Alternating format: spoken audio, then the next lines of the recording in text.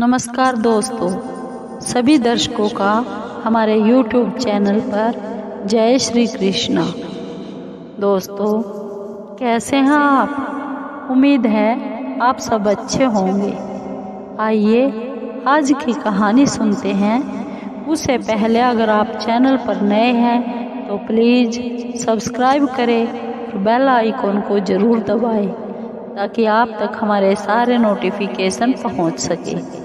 दोस्तों, आपका एक सब्सक्राइब भी हमारे लिए बहुत ही मायने रखता है।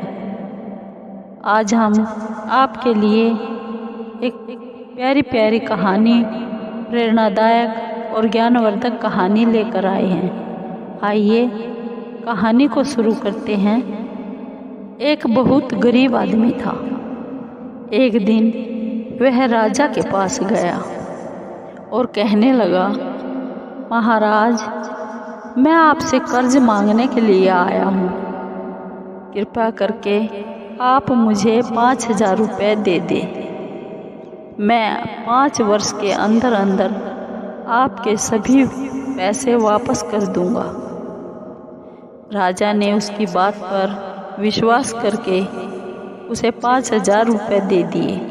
5 वर्ष बीत गए और वह व्यक्ति, वह आदमी राजा के 5,000 रुपये देने के लिए आया नहीं।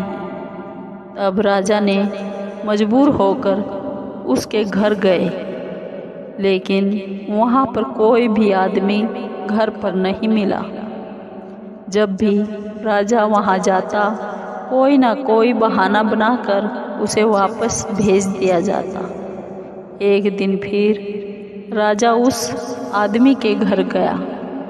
वहाँ और कोई नहीं था, बस उसे एक छोटी सी लड़की दिखाई दी। वह बैठी हुई थी।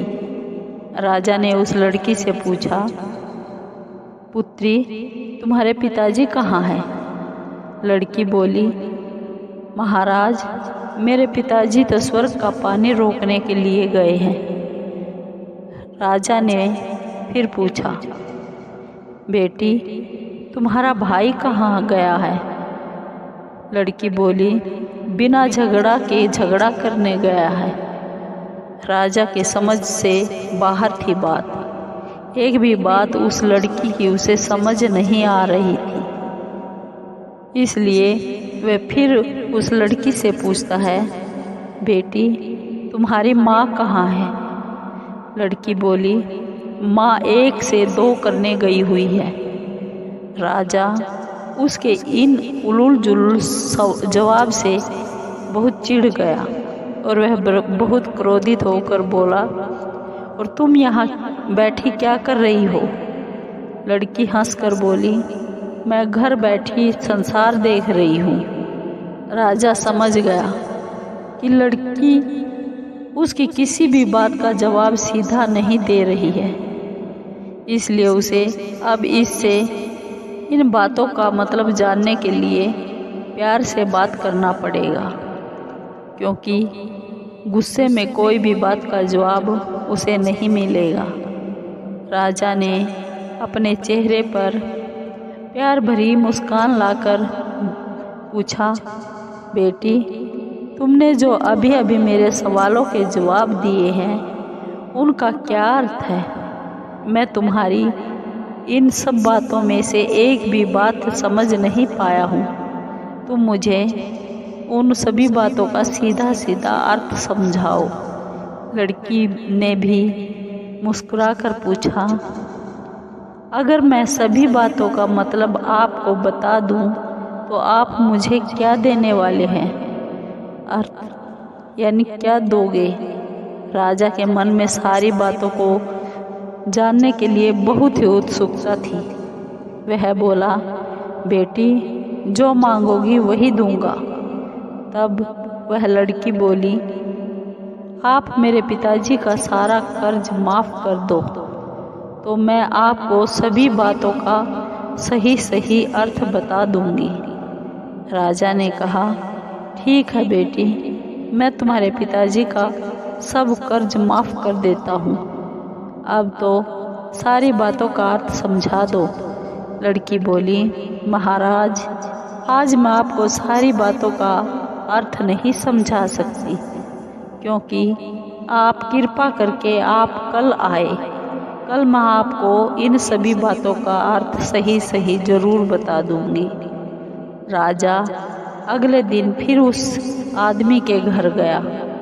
आज वहाँ सब लोग मौजूद थे। वो आदमी, उसकी पत्नी और उसका लड़का और वो लड़की।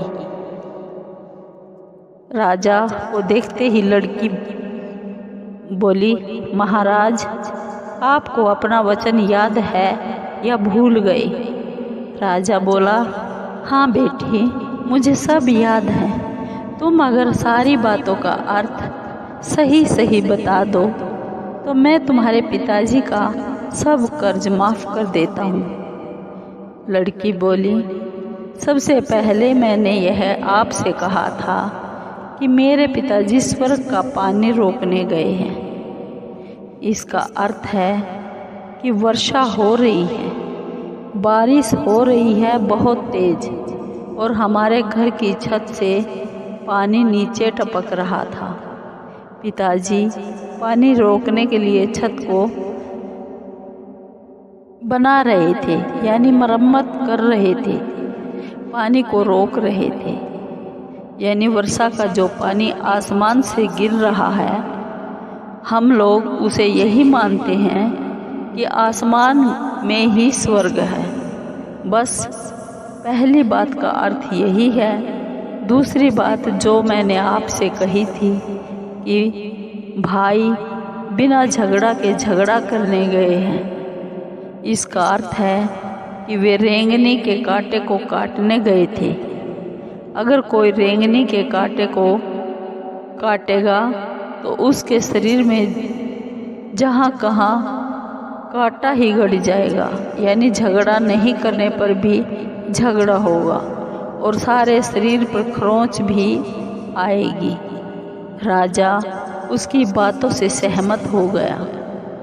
वह मन ही मन उस छोटी सी लड़की की चतुराई की प्रशंसा करने लगा। उसने बहुत उत्सुकता के साथ पूछा, और तीसरी और चौथी बात का क्या मतलब है बेटी? लड़की बोली, महाराज, तीसरी बात मैंने कही थी कि माँ 1 से 2 करने गई है। इसका अर्थ था कि माँ अरहर दाल को पीसने, यानी उस दाल के 2 पार्ट करने गई है, 2 हिस्से करने गई है।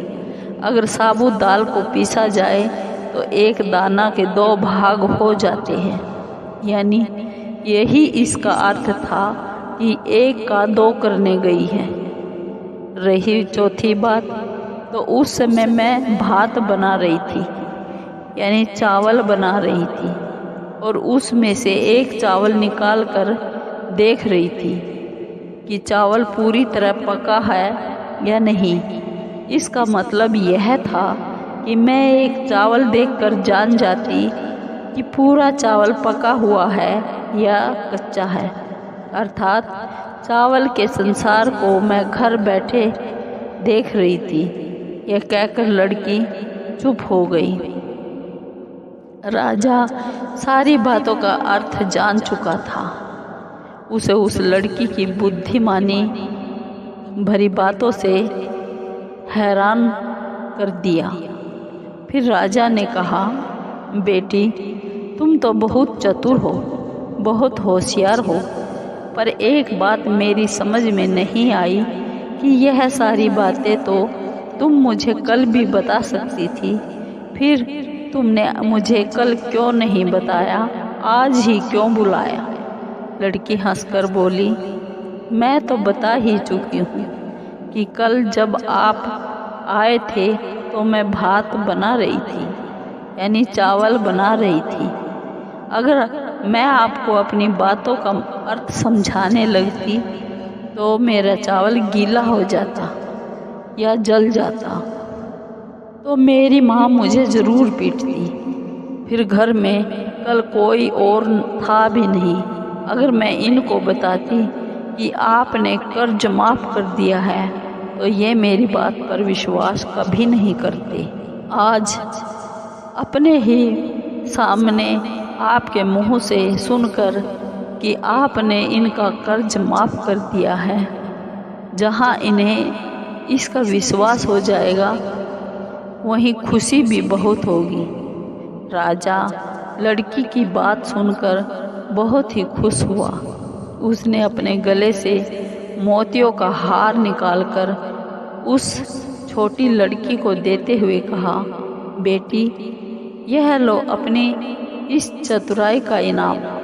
तुम्हारे पिताजी का कर्ज तो मैंने माफ़ कर ही दिया है, अब तुम्हें या तुम्हारे घर वालों को मुझसे बहाना बनाने की ज़रूरत नहीं पड़ेगी।